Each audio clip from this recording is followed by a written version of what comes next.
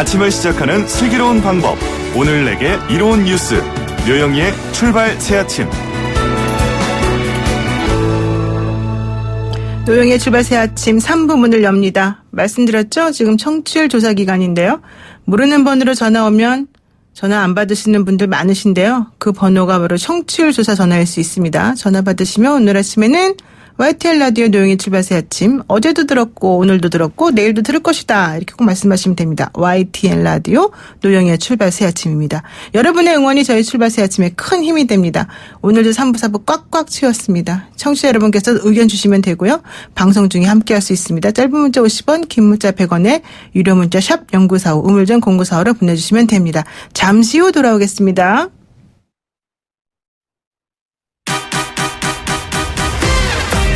알면 대박, 모르면 쪽박.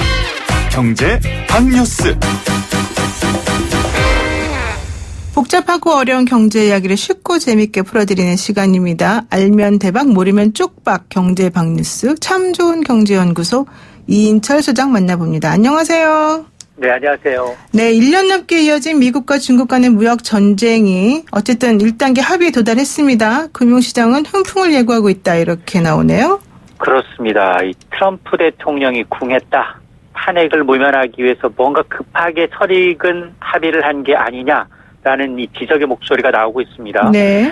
미국과 중국이 15개월간 끌어온 무역 협상에서 1단계 합의, 이른바 스몰 딜, 미니 딜에 합의를 했습니다. 1차 합의의 핵심은 중국은 미국산 농산물을 더 사고요. 미국은 내일로 예정된 추가 관세 부과를 취소하는 겁니다. 이번 합의에 따라서 중국은 400억 달러에서 500억 달러, 약 60조 원 규모의 미국산 농산물을 구매하는 데 동의를 했습니다. 중국이 그동안 구매했던 양이 3배에 달한다 라면서 트럼프 대통령은 벌써부터 생색을 내고 있고요. 대신에 미국은 15일로 예정된 중국산 제품에 대한 관세율 종전에 25에서 30%로 올리기로 예정돼 있었는데 이 부과 계획을 철회했습니다. 일단 단기적으로 미국 금융시장을 환호했습니다. 지난 주말 이 소식이 전해지면서 주요 3대 지수 다우존스, 나스닥, S&P 500 지수가 1% 내외로 급등했습니다. 네, 사실 미국이 특별히 뭘 했는지 이상하다, 이런 얘기하는 분들도 있긴 하던데요. 어쨌든 미국과 중국 간의 패권 전쟁은 최종 합의까지는 갈 길이 멀다고요. 그렇습니다. 이번 합의는 트럼프 대통령이 패자다, 중국은 내준 게 별로 없어 승자다라는 평가입니다. 이번 합의는 내년 재선을 노리는 트럼프가 자신의 지지 기반인 농축산업자들의 표심을 겨냥했지만 추가로 더 중국으로부터 얻어낸 게 없다, 실익이 별로 없었다라는 평가입니다. 미국은 바로 2차 협의를 이어가겠다라는 방침입니다. 급하게 봉인한 만큼 갈 길이 멀다라는 건데요. 표면적으로 트럼프 대통령이 대중무역 적자를 이유로 들고 있지만 속내는 지축 동화인 달러화가 위안화로부터 위협을 받고 있고, 이 첨단 4차 산업에서도 중국이 주도권을 잡는 꼴을 보지 못하겠다라는 의도인데, 중국도 만만치 않습니다. 중국 제조 2025를 통해서 중국의 첨단 제조업을 한 단계 끌어올리겠다라는 속내를 감추지 않고 있습니다. 하지만 이 부분에 대해서 특히나 미국이 지금 요구하고 있는 부분, 절대 양보할 수 없다라는 부분이 너무 많습니다. 미국 기업에 대한 기술 이전 강제를 금지하는 조항, 지적재산권을 보호하는 문제, 환율 조작을 금지하는 문제, 여기다 농산물과 서비스 시장을 개방하는 문제 등등 굉장히 미묘한 협상 타결해야 될 것들이 남아있기 때문에 첫 단계는 통과했지만 휴전은 있지만 종전은 어려울 것이다라는 전망에 무게가 실리고 있습니다. 네, 협상의 달인이라는 트럼프, 지금까지는 무슨 협상했는지 잘 모르겠다, 이런 게 좀 대세론인 것 같습니다. 그리고 게임업체 넷마블이 국내 1위 렌탈업체인 웅진코웨이를 인수하겠다. 이건 무슨 얘기예요? 그렇습니다. 국내 최대 모바일 게임 업체 넷마블이 국내 1위 가전 렌탈 업체 웅진코웨이를 인수할 것으로 보입니다. 업계에 따르면 넷마블은 웅진 싱크비 보유하고 있는 웅진코웨이 지분 25.08%를 1조 8천억 원대에 인수하기로 인수가를 제시한 것으로 전해지고 있는데요. 이 주당 한 9만 8천여 원 수준인데 지난 11일 웅진코웨이 종가보다도 약 20% 이상 높습니다. 웅진그룹은 지난 3월이었습니다. 코웨이 지분을 MBK 파트너스로부터 1조 6,800억 원 상당히 인수를 했는데, 그러나 그룹 사정이 좋아지지 않으니까 지난 6월부터 재매각 추진을 해왔습니다. 웅진그룹과 넷마블은 매각 가격과 조건 등에 합의하고 이르면 이달 안에 주식 매매 계약을 체결할 계획인 것으로 전해지고 있는데요. 물론 넷마블은 현재 3조 원대 현금 자산을 보유하고 있어 풍부합니다. 그럼에도 불구하고 이 게임과 굉장히 가전 렌탈 전혀 매칭이 되지 않죠. 특히나 이제 게임 시장이 정체기를 겪고 있는데 이런 이종 산업을 인수하고 나선 넷마블의 수장 광진혁 의장의 구상에 관심이 집중이 되고 있는데요.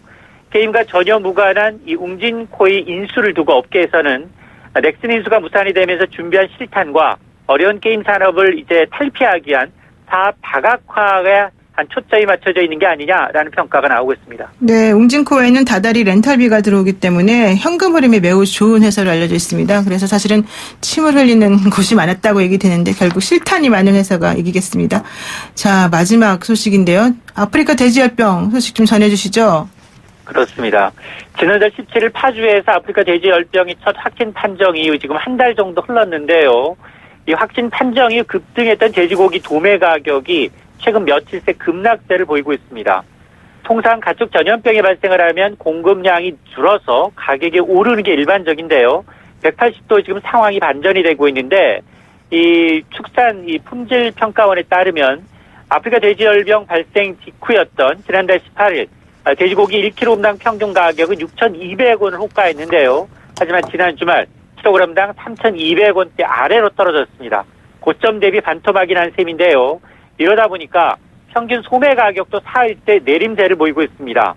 이 국산 냉장 삼겹살 평균 소매 가격은 100g당 1,930원으로 사흘 동안 75원이나 하락했는데 이 도매 가격 하락이 시차를 두고 더 떨어질 가능성이 높은데 이는 돼지고기 포비아, 이른바 돼지고기를 기피하는 현상이 심해지면서 나타나는 현상으로 분석이 됩니다. 네, 오히려 닭고기와 소고기의 가격이 올라가고 있답니다. 아유, 돼지 사육 농가들 정말 걱정이 많습니다. 오늘 말씀 여기까지 듣겠습니다. 고맙습니다. 네, 감사합니다. 네, 지금까지 참 좋은 경제연구소 이인철 소장이었습니다. YTN 라디오 노영희의 출발 새 아침은 여러분들의 참여와 함께 만들어가고 있습니다. 짧은 문자 50원, 긴 문자 100원에 유료 문자 샵 0945, 우물정 0945번으로 문자 보내주시고요. 유튜브 보이는 라디오, 예스앱으로도 참여하실 수 있습니다. 그리고 지금 청취율 조사가 진행되고 있습니다. 평일 아침에는 YTN 라디오 노영 출발 새 아침과 함께한다는 말씀 꼭 해주세요. 여러분과 함께 슬기로운 아침을 만들어갑니다. 노영희의 출발 새 아침.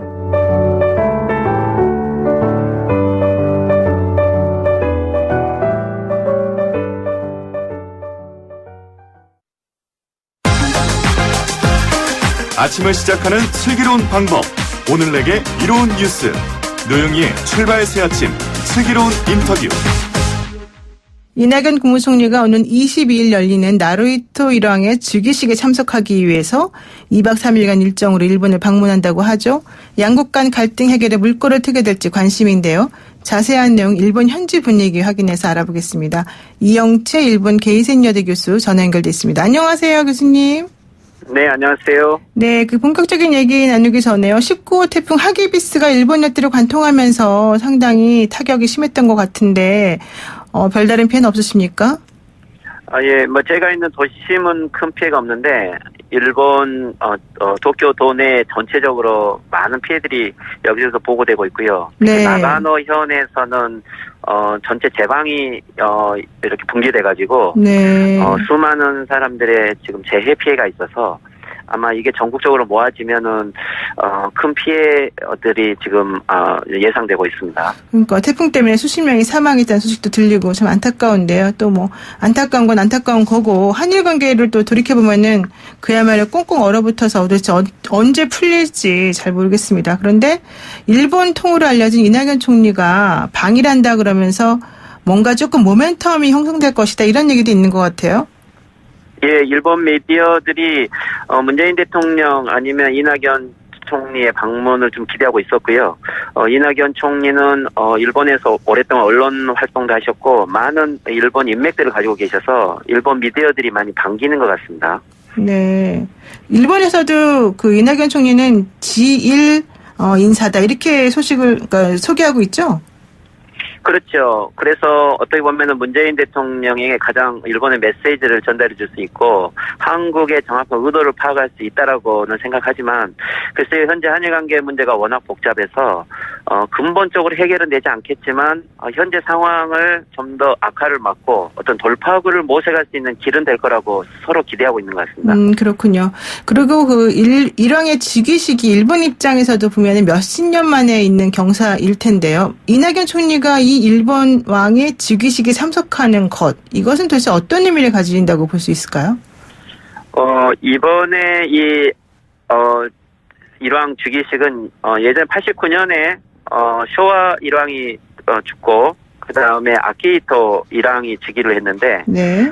이때 이제 공식 즉위식 이후에 약 30년 만에 다시 즉위식이 있는데 혹시 아시겠지만 올해 5월 1일 날 지금 일왕하고 그 다음에 새로운 일왕 간의 이런 계승식이 있었죠. 네. 그것을 이번에 10월 22일의 행사는 국내외적으로 공식적으로 이것을 선포하는 행사이고 어떻게 보면은 일본이 가지고 있는 대외 외교 행사 중에서는 제일 큰 행사죠. 여기에 한국의 고위급이 참가한다는 것 자체만 가지고도 일본에서는 지금 한일 관계에 대한 새로운 모색을 할 수 있고 특히 일왕계가 한국에 대한 아주 우호적인 입장을 가지고 있는 이런 현재 쪽이라고 생각을 하고 있기 때문에 어떤 한일 간의 모색을 위한 좀 더 적극적인 움직임이 있지 않을까라고 상호 예측할 수 있는 거죠. 네, 사실 그 일본 정부가 195개국 정상에 초청장을 보냈다라고 했는데 우리 대통령이 직접 안 가고 총리가 가는 것에 대해서도 여러 가지 얘기가 나올 것 같아요. 이런 그 결정 어떻습니까? 총리가 가는 것에 대해서. 문재인 대통령이 오셨으면 제일 좋았을 거고요. 오히려 이제 공식으로 어떻게 보면은 일본 방문도 될 수 있었는데 지금 한일 관계가 대통령의 방일로 특별한 큰 해결의 길을 볼 수는 없기 때문에 저는 이낙연 총리 카드가 훨씬 더 현실적이었다고 보고요. 오히려 이낙연 총리를 통해서 일왕에 대한 외교와 그리고 아베 수상과의 면담을 통해서 일본 측과의 새로 모색을 찾는 방법에서는 좋은 선택이었다고 봅니다. 그러니까 사실 이제 이런 얘기도 있어요. 그 급을 맞추었다. 오히려 총리가 가는 게 더 급에 맞는 거다. 대통령이 가는 것보다. 이런 식의 얘기도 있는데 그게 일본 쪽에서도 그런 식으로 생각합니까? 이건 한일 간의 정식 회담이라기보다는, 일왕의 공식적인 즉위식 참가인데, 대외적인 외빈들을 보더라도, 미국엔 트럼프 대통령이 참가하는 것도 아니고요.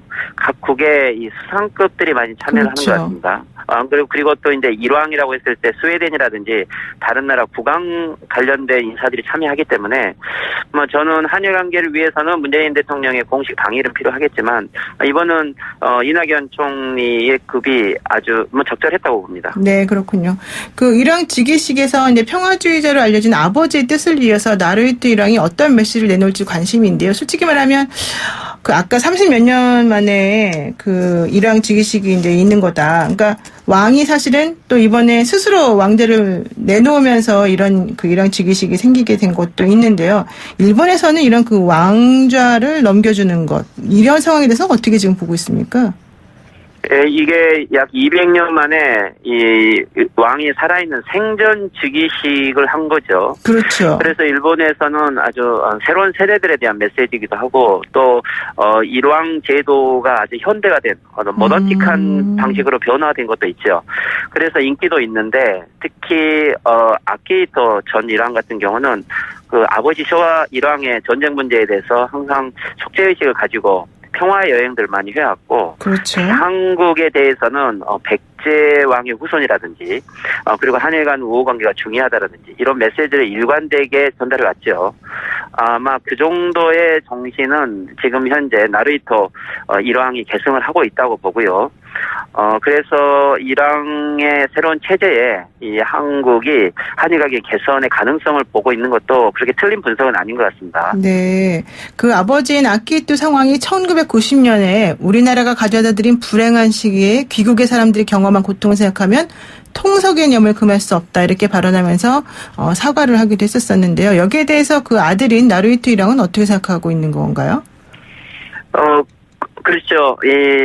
아키히토 상황은 한국 방한을 하고 싶어 하는 여러 가지 의지가 있어서 한국에 대해서 전쟁에 대한 의식들도 많이 발언을 하셨는데 지금 나루히토 일왕이 즉위해서 바로 그런 발언을 하기는 어려울 것 같고요. 네. 그리고 이번에 즉위식에서 주된 메시지는 일본 아베 수상과의 관계에서 봤을 때는 평화헌법을 지킨다라는 이것을 넣느냐 안 넣느냐가 중요하고요. 네. 그리고 일본 국민의 전체의 상징이다라는 이런 통합의 의미를 좀 가져올 것 같고 이번 태풍 피해도 있어서 아마 높은 수준의 어떤 뭐랄까요 정치적 의사보다는 이만 민생을 생각하는 통합의 상징을 더 강조할 우려가 있는 것 같습니다. 사실 평화헌법을 고수한다 내지는 그것을 뭐 지켜야 된다 이런 식의 취지의 발언이 나온다면 이거는 아베 수상과는 좀 다른 측면에서 얘기를 하는 거 아니겠습니까?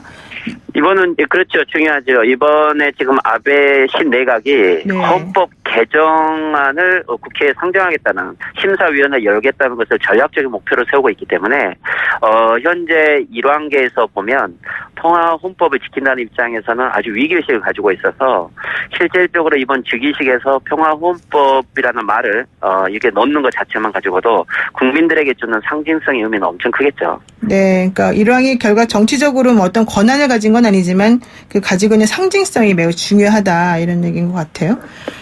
그런데 지금 어쨌든 진짜 퀴를 쥐고 있는 거는 결국은 아베 신조인 것 같은데 만약에 이 총리하고 회담이 이루어진다면은 혹은 이 총리가 회담을 제안했는데 회담이 거부된다면 이건 좀 모양새 이상할 것 같아요. 어떤 식으로 가능성이 있습니까? 이 총리와 관계에 있어서? 그렇죠. 아베 수상 입장에서는 이낙연 총리의 면담을 무시하기 어려울 거고요. 네. 실제 아베 총리 입장에서도 지금 미국과의 관계라든지 대외 외교 입장을 강조한 아베 수상 입장에서는 한국과의 외교가 현재 이렇게 봉착 국면에 있는 것은 아주 난처하죠. 어떤 형태든지 한국이 유화적인 메시지만 주면 돌파를 하고 싶은데 그런 의미에서는 오히려 아베 수상이 면담을 더 요구하고 있는 상황이라고 보고요. 아주 짧지만 양쪽의 수뇌부의 의도를 파악할 수 있다는 의미에서 아베 수상 쪽이 더 많은 기대를 하고 있을 겁니다. 그런데 사실 아베가 지난번에 뭐 한국을 이웃나라라고 아주 오랜만에 말을 하긴 했지만 기본적인 기조가 바뀐 건 아니다 이런 입장들이 많이 있던데요. 그런 상황에서 얘기를 한다고 특별히 뭐 달라질 만한 게 있을까요? 그렇죠. 일단 아베 수상의 입장은 강제징용 재판에 대해서 1965년 국제법을 준수해라라고 하는 근거가 없는 국제법이긴 하지만 여하튼 입장은 변화가 없어요. 하지만 그러한 현재 이 일관된 입장만 가지고 한일 관계 모색을 하기는 어렵고 국제사법재판소로 가더라도 일본 내에서는 그렇게 유리하지 않다라는 논도 있고요. 또 일본 내에서도 현재 아베 수상의 한국 정책에 대한 비판의 여론들이 많이 확대되고 있는 상황이어서 지금처럼 일본의 아베 수상의 일관된 혐한 정책만 가지고서는 한일 정책에 대한 개선의 어떤 여지가 없기 때문에 어떤 형태로든지 한국 측에게 조금만 양보를 받으면 개선을 해야 된다라는 이런 절박함은 솔직히 있는 게 사실이죠. 그렇군요. 근데 또 아베 총리하고 우리 이낙연 총리하고의 특별한 관계가 있지 않습니까? 그 두 분 다 국회의원 시절에 아베가 한국을 방문해서 소주를 같이 마시기도 했다 이런 얘기도 있고 그러던데 이번에 그런 개인적인 관계나 이런 것들이 어떤 긍정적 영향으로 작용할 수 있을까요? 어떤 두 분의 인맥은 서로 간에 문화를 공유할 정도로 친하다고는 보이고 있고요. 특히 아베 수상 같은 경우는 개인적인 인간 외교를 많이 중요시 여기죠. 특히 트럼프 대통령과의 관계도 그렇고 아마 또 이낙연 총리에게는 훨씬 더 자기의 본심을 좀 더 전달할 수 있는 마음의 여유는 있을 것 같고요. 하지만 이번에 지금 한일 관계를 통해서 양국 순회의 의지 확인은 좀 가능하겠지만 근본적인 어떤 외교의 모색을 하기는 어렵고 하지만 이것은 실무 협상이 필요하기 때문에 양국의 순회가 작년 이후로 이렇게 공식으로 만나게 되는 것만 가지고도 양국의 국민들에게 주는 또는 외교 관계자들에게 주는 메시지성은 아주 강하다고 봅니다. 그렇군요. 그런데 이제 지난달에 있었던 일본 정부 개각에서 아베 총리의 강경파 우익 측근들이 대거 임명됐거든요. 그렇다면은 뭐 만나더라도 특별하게 달라질 건 없을 것이다. 이런 비관론도 사실은 계속 우세하고 있는 것 같은데 그 일본에서는 개각 이후에 뭐가 좀 달라진 변화 같은 것들이 뭐 느껴집니까? 이번 개각은 무엇보다도 헌법 개정을 목적으로 하고 있기 때문에 헌법 개정에 대한 여론으로 혐한 정책을 지속할 거다라고 예상을 했고요. 실제적으로 큰 기조의 변화는 없는 것 같습니다. 그리고 국회가 일단 오픈을 했고 헌법 개정을 하겠다라는 의지도 표현했기 때문에 지금 현재 이 내각의 가장 큰 목적이 연내 헌법 개정안을 상정시키고 이것을 여론화시키겠다는 거기 때문에 경우에 따라서는 연내에 총선거 즉 중의원 해산도 가능하고는 상황에서 아베 내각은 이번 혐한 내각에 어떻게 보면 헌법 개정을 걸었다라고 승부를 던진 거라고 할 수 있죠. 네. 아베 혐한 정책이 사실은 계속 유지될 것이냐 이것이 조금 관건인 것 같은데 아까 말씀하신 걸로는 한일 관계 관련해서 비판 여론이 조금 나왔다 이런 얘기도 하셨단 말이에요. 그런데 얼마 전에 하토야마 전 총리가 방한해서 징용 피해자들에 대해 사과를 했지만 일본에서는 그런 종류의 언급에 대해서는 매스컴이 보도를 안 한다. 즉 혐한 정책과 관련해서는 아베의 주장을 계속해서 이어나가는 방식으로 매스컴이 움직이고 있다. 이런 건데요. 왜 이렇습니까? 일본 같은 경우에는. 일본은 오랫동안 보수 정치가 북한의 핵 미사일 위협이라든지 중국의 위험론 이런 걸 가지고 보수 정치가 유지를 해왔죠. 그런데 남북 북미 관계 개선 속에 그런 외부 위험 요소가 없어졌고 그렇다면은 아베 정치의 국내외 여러 불안적인 요소들이 대두될 확률이 있는데 오히려 한국과의 우호 관계를 끊어냄으로써 어떻게 보니까 자해 행위와 비슷한 건데 일본이 더 고립되는 모습을 보이는 거죠. 그러면은 일본의 고립론은 오히려 일본의 재무장환으로 이어질 확률이 있고 아시아에서 암도 자기를 지켜주지 않는다. 즉 미국도 역할이 약해진다. 그러면 결국 일본은 헌법 개정을 해야 된다. 이런 논리를 몰고 가는 게 혐한 정책이 아주 유효하다고 생각을 하는 것 같아요. 네, 그렇군요. 그런데 우리 이런 가운데 이제 한국에서는 일본 불매운동이 사실 11일을 기준으로 해서 100일을 넘겼습니다. 그런데 우리는 일본에 대해서 이렇게 불매운동을 한 지 100일 됐는데 오히려 일본은 그동안 평상시의 활동 자체가 한국산은 사지 않는다라는 게 아주 뿌리 깊이 있었다. 이런 얘기가 나오더라고요. 그거는 무슨 얘기예요? 그렇죠. 일본은 상품의 질에서 자동차라든지 모든 부분이 한국보다 우위라고 생각을 했기 때문에 일방적으로 한국에 수출을 하고 또 기술 제휴를 했지만 실제적으로는 일본이 일방적인 흑자를 보고 있는 상태죠. 한국 상품이 아마 자동차도 일본에서 제일 안 팔리는 경우였잖아요. 네. 그런데 지금 현재 불매운동의 경우는 특히 관광이라든지 또는 중소자영업자들에게 있어서 많은 피해가 있는 게 사실이고 특히 지방 같은 경우는 오키나와 큐슈, 홋카이도 이런 데는 관광 경제가 많은데 한국의 이 불매운동과 관광 자제가 지방 경제에는 많은 타격을 가져오고 있는 건 사실이에요. 그렇지만 아베 정권도 예를 들면 중국과의 관계 개선이라든지 또는 동남아시아 그리고 최근에는 럭비 대회라든지 그것을 무마시키기 위한 많은 국제 행사들을 치르고 있기 때문에 한국과의 지방의 피해는 있지만 동경이라든가 도심의 피해는 최대한 줄이고 있어서 지방 정부들이 아주 난처한 입장에 있죠. 오히려 지방 정부는 어떤 형태가 되든지 한국과의 관계 개선을 요구하고 있지만 중앙 정부의 말을 못하는 이런 상황이 있는 거죠. 그렇군요. 그 호사카 유지 교수 같은 경우에는 일본 같은 경우에는 민주주의이긴 하지만 또 내부적으로는 오히려 독재적인 그런 의사소통에 문제가 있는 부분이 있다 이런 얘기도 했거든요. 그게 지금 맞습니까? 그렇죠. 일본은 글쎄요, 민주주의는 한국과 비교해 봤을 때 일본의 민주주의를 좀 평가하기는 어려운데 일본은 어찌됐든 중앙 정부가 결정을 하고 위에서 결정을 하면 밑에가 항상 따라가고 그렇지만 이후에 이 중간에 그것에 제어를 하면서 한번 결정된 것에 대해서 반대를 하기가 쉽지 않는 사회 문화인 거죠. 네. 그래서 민주주의 프로세스가 살아있을 때는 잘 돌아가는 프로세스지만 반대 의견이 묵살되는 구조 속에서는 하나의 그 결정에 따라서 전쟁에도 갈 수 있는 이러한 어떤 사회 문화가 있는 것 같아요. 그런 부분에서는 오히려 민주주의가 활성화되었음에도 불구하고 지금 내부적으로 이걸 컨트롤하기는 좀 어렵고요. 오히려 한국의 시민사회나 민주주의 운동을 보고 배워야 된다는 여론이 더 많죠. 아, 그렇군요. 이제 마지막으로 하나만 여쭙고 가겠습니다. 친일 논란을 일으켰던 이영훈 전 서울대 교수의 책 반일 종족주의가 다음 달 14일에 일본에서 번역 출간된다는 소식이 있는데요. 일본에서는 이 책에 대해서 관심이 어느 정도예요? 네, 일본의 역사 수정주의나 우익, 특히 후지 테레비 이런 쪽에서는 관심이 많고 인터넷에서도 벌써 주문이 많은 걸로 알고 있습니다. 지금까지 저희들이 예를 들면 한국의 조선일보라든지 보수 미디어를 일본이 여론 조정하는데 활용을 하고 또 어떻게 보면은 한일 간에 보수 연대가 있다라고 말을 해왔지만 네. 이것은 역사 수종주의자들 간의 공식적인 연대이고 이들이 한국과 일본의 과거의 역사에 대한 인식 자체를 바꾸려고 하는 정치적인 흐름이기 때문에 이것은 단순한 하나의 책이 팔리는 문제가 아니고 일본 내에서 역사 수정주의는 2000년대에 들어와서 교과서 채택이 거의 안 되면서 소멸해 가고 있는 상황인데 네. 한국의 역사 수정주의자들을 불러들여서 다시 이것을 부활시키려고 하는 이러한 정치적 의도가 있기 때문에 여기에 대해서는 학계를 포함해서 시민단체에서도 단호하게 대응할 필요가 있을 것 같습니다. 참으로 아이러니하고 우려스러운 상황이 아닐 수 없습니다. 예, 오늘 말씀 여기까지 듣겠습니다. 고맙습니다. 네, 수고하십시오. 네, 노영의 출발새 아침 여기까지 할 건데요. 지금까지 이영채 일본 게이센여대 교수와 함께했습니다. 잠시 후 4부에서 뵙겠습니다. 친절한 시사, 시원한 통찰, 노영희의 출발 새 아침, 슬기로운 인터뷰.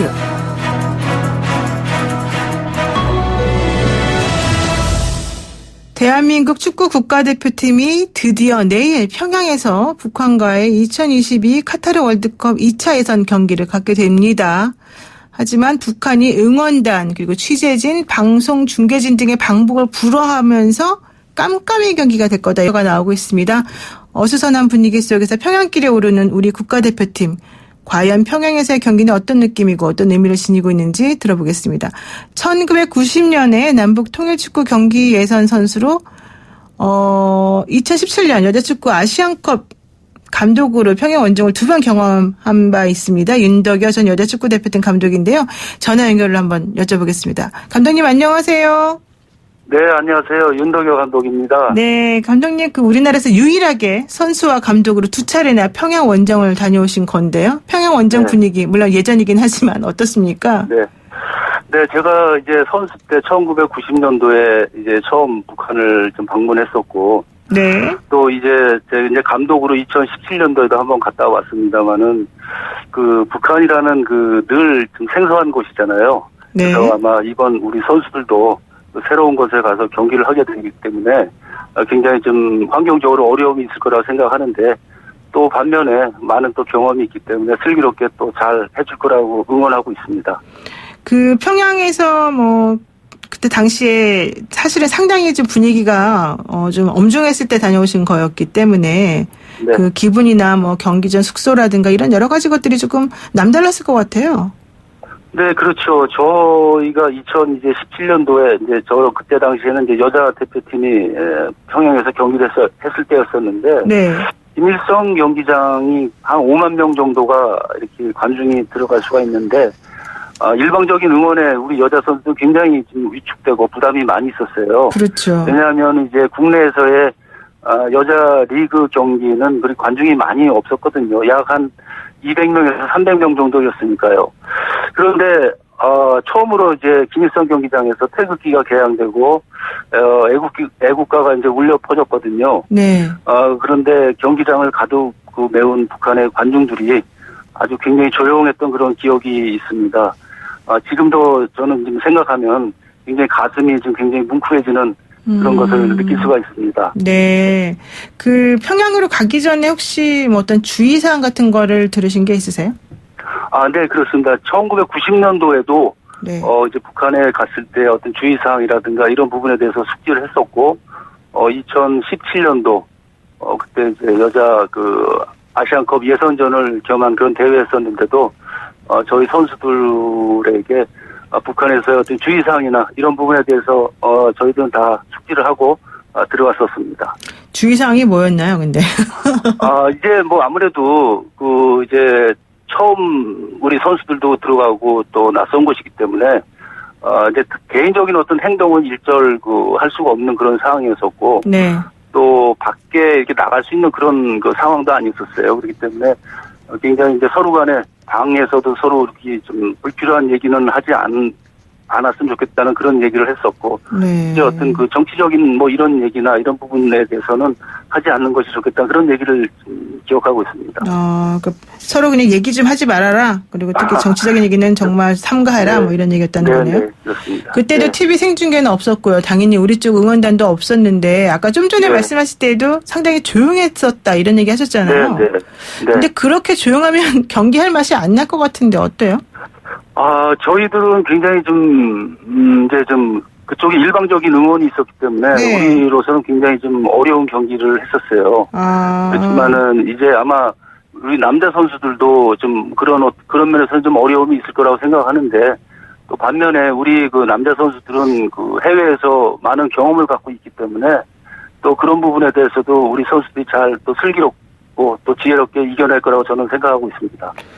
우리 쪽 응원단들은 뭐 없으니까 조용한 데서 치러지지만 또 상대방은 엄청나게 그 고무된 분위기 속에서 응원을 하니까 그런 것들을 정신력으로 또 이겨내야 되는 그런 부분이 있겠네요. 네, 그렇습니다. 무엇보다도 이제 가장 그 중요한 거는 뭐 벤투 감독도 그런 얘기를 했습니다만 정신적인 부분에서 많은 그 얘기를 했던 거로 알고 있어요. 그렇기 때문에 이번 대회는 친선 경기가 아니고 큰 그렇죠. 월드컵을 향한 그런 그 경기이기 때문에 아주 중요한 경기이기 때문에 우리 선수들한테도 그런 면에 대해서 많이 아마 강조를 한 거로 알고 있습니다. 그러면 어쨌든 우리는 이제 방문하는 쪽이고 북한 같은 경우는 홈그라운드인데 네. 그 먼 길이라고 하기 좀 그렇습니다만 어쨌든 우리 선수단이 간 것에 대해서 북한이 어느 정도 배려를 해야 되지 않을까 생각이 드는데 그런 게 있습니까? 네, 저는 뭐 그렇지 않다고 생각해요. 이번 경기는 뭐 친선 경기가 아니고 정말 중요한 그 대회이기 때문에 오히려 큰 배려는 없을 거로 생각되고 오히려 같은 조에 있는 다른 팀보다도 더 큰 어떤 제재가 있을 거라고 생각합니다. 그래서 이제 호텔 밖을 나가지를 못하기 때문에 아마 여러 가지 그 컨디션에도 조절하는데 어려움이 있을 거라 이렇게 생각하고 있습니다. 그러니까 친선 경기가 아니라 이거는 정말 승부를 가려야만 되는 그런 싸움이기 때문에 그런 쪽의 배려는 사실은 생각할 수가 없다 이런 얘기네요. 네네. 그 감독님들 선수와 감독으로서 전 세계를 다니시면서 경기를 하셨을 텐데 다른 것과 특히 평양이 다른 점 혹은 뭐 특징 이런 거가 있다면 뭐가 있을까요? 뭐 저희들이 개인적인 그 활동을 할 수 없는 그런 상황이었었기 때문에 선수들도 그렇고 굉장히 좀 무료함이 좀 많이 있었어요. 전화기나 노트북이나 책 이런 것들을 가지고 갈 수가 없었기 때문에 오히려 그런 면에서 보면은 그 선수들이 더 단합할 수 있고 더 많은 어떤 대화를 통해서 팀이 잘 될 수 있는 그런 방향에 대해서 많이 얘기했던 그런 기억이 있습니다. 네, 문명의 얘기를 사용할 수가 없다. 예. 네네. 이제 평양 얘기는 그 정도까지 하고요. 이제 경기력과 관련해서 한번 여쭤보겠습니다. 우선, 북한 축구 대표팀 전력은 어떻습니까? 잘합니까? 네, 북한도 이번 월드컵을 예선전을 대비해서, 전에 있던 감독이 새롭게 교체됐습니다. 그래서 이번 월드컵에 대한 북한의 관심도 굉장히 크다고 볼 수 있습니다. 그래서 현재까지는 조에서 우리 한국과 같이 2연승으로 같은 승점을 갖고 있죠. 네. 북한의 어떤 축구의 특징을 본다면은 체력적으로, 정신적으로 매우 좀 강하지만은, 세계적인 축구의 흐름에는 아직 좀 부족함이 있다 이렇게 볼 수가 있습니다. 네. 체력적이나 정신적인 면에서는 강하지만, 트렌드를 조금 못 따라가는 부분이 있다. 네. 그러면은 북한에서 우리가 주목해서 좀 눈여겨봐야 될 선수는 누가 있나요? 네, 북한에서 가장 주목할 만한 선수는, 그쪽에 북한의 호날두라고 불리는 한광성 선수라고 있습니다. 한광성 선수요? 네, 그렇습니다. 현재, 이탈리아 유벤투스에 소속된 선수로서, 매우 스피드가 있고 득점력 있는 선수라고 할 수 있습니다. 북한의 호날두다. 한광성 선수. 스피드도 있고 득점력도 있다. 네. 이런 북한 팀을 상대하기 위해서 우리 대표팀도 이제 전략을 가져야 될 것 같은데 어떤 특별한 전략이 있습니까? 가장 이제 중요한 문제라고 저는 생각하고 있는데 물론 이제 홈 경기하고 어웨이 경기하고는 분명히 차이가 있습니다. 네. 벤투 감독을 비롯한 모든 코칭 스텝은 아마 전략적으로 잘 준비했을 거라고 저는 생각하고 있는데 제가 또 생각하는 그런 것은 초반에 분위기가 굉장히 저는 중요하다고 생각하고 있습니다. 그래서 아주 좀 냉정하고 냉정하게 판단하고 대비하는 것이 필요하다고 보여집니다. 그러니까 초반 분위기, 기선 제압 이런 것들이 사실은 그 사기 진작에서 매우 중요한 의미가 있기 때문에 필요하다. 네. 그러면 그런 역할을 해줄 사람이 누구예요? 우리 대표팀에서는? 이제 아무래도 큰 경기를 했었고 또 낯선 환경에서의 경기는 무엇보다도 이게 큰 경험이 저는 중요하다고 생각하고 있기 때문에 네. 그런 면에서 보면 손흥민 선수가 저는 믿음이 가고 또 잘해줄 거라고 생각하고 있습니다. 손흥민 선수가 결국은 키맨이 될 것이다. 네네. 그 남자 축구 대표팀 상대 전적을 보니까요. 7승 8무 1패란 말이에요. 그러니까 우리가 좀 우위를 지키고 있어요. 네네. 그런데 이 중에서 우리가 졌던 그 한 번의 패배가 바로 90년 10월에 있었던 통일축구대회 평양 경기였다는 거잖아요. 네, 그렇습니다. 그래서 어웨이 원정 경기가 사실 쉽지 않다 이런 건데요. 네네. 그러면은 그게 왜 그런 거예요? 실제 뭐 실력이라기보다는 뭔가 좀 주눅이 들어서 그런 건가요? 아니면은 편파적인 판정 때문인가요? 네, 이제 1990년도 그때 통일축구에서 그때 저희가 1대2로 이제 패배했던 그런 기억이 있는데. 네. 그때 이제 현재 우리 요번에 오늘 이제 하는 그 경기장하고는 이제 틀리죠. 북한의 이제 능라도 경기장이라고 한 15만 명 정도 수용하는 그런 큰 경기장이었었는데. 네. 그 관중들의 일반적인 그 응원이 상당히 그때만 해도 저희들이 많은 경험을 하지 못했던 그 시기였기 때문에 굉장히 위축되고 부담이 많이 됐었습니다. 그래서 우리가 펼칠 수 있는 그 경기력을 잘 펼치지 못했던 그런 그 원인이 있었고 또 홈경기이기 때문에 또 심판 문제 여러 가지 그런 문제도 있을 수 있는데 이번 그 경기에서도 아마 그런 문제가 있을 수 있다고 저는 충분히 생각하고 있습니다. 그래서 그런 문제에 대해서 굉장히 좀 냉정하게 준비하고 대비하는 게 좀 필요하지 않을까 그렇게 생각하고 있습니다. 네, 그러니까 사실 1990년 10월 11일에 그 남북 통일 축구 대회가 있었고 이번에 축구 경기 하게 되면 29년 만에 이루어지는 거잖아요. 네. 그렇죠. 그러면은 김일성 경기장의 그 상태도 사실은 매우 중요할 것 같아요. 우리가 잘 모르니까 정보가 없으니까. 근데 그렇죠. 거기가 인조잔디로 지금 알려져 있단 말이에요. 이렇게 되면 축구하기가 좀 어렵지 않아요? 네, 김일성 경기장이 이제 인조잔디로 돼 있기 때문에 사실 우리 선수들도 이제 프로에 오기까지는 인조잔디의 경험을 다 가지고 있습니다. 그래서 인조잔디의 어떤 특성을 잘 알고 또 있고, 물론 이제 미세한 차이는 있지만은 이제 오늘 아마 최종적으로 김일성 경기장에서 마지막 이제 훈련을 할 거라고 생각하고 있는데, 네. 그 훈련을 통해서 빠르게 다시 한번 그 숙지하는 것이 필요하다고 이렇게 생각됩니다. 그렇군요. 그리고 벤투 감독도 평양의 낯선 환경에 대해서 의식을 많이 한다는 얘기가 있습니다. 지난 10일에 스리랑카전 마치고 난 다음에 인터뷰하면서 북한 언쟁의 두려움은 안 데려간다 이런 얘기도 했거든요. 네. 벤투 감독님께 먼저 혹시 해주실 말씀 있으신가요?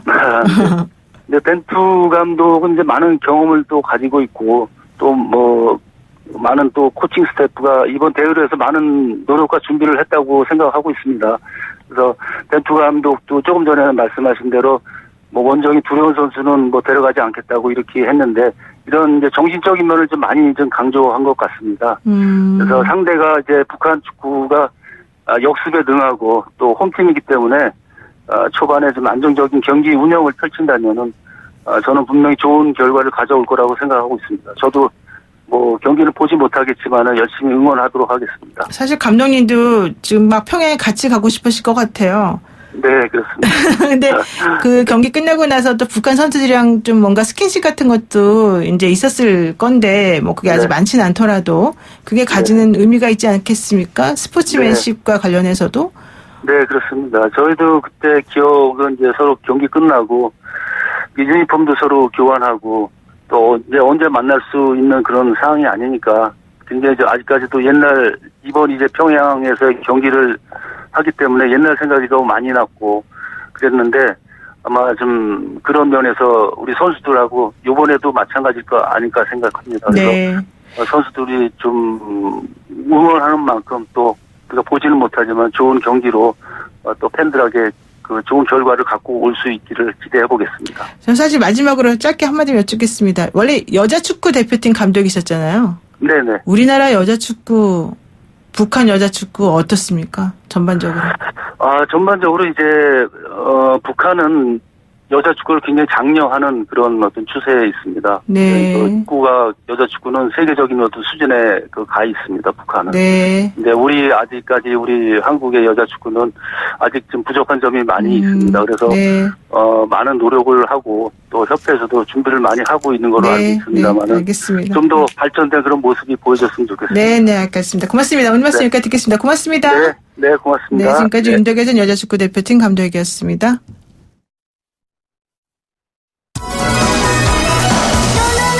네, 날씨가 추워진다고 하는데요. 건강에 더 유의하는 한 주 되시기 바랍니다. 노영의 출발 새 아침 내일 아침 7시 15분 변함없이 슬기로운 내용으로 찾아뵙겠습니다. 고맙습니다.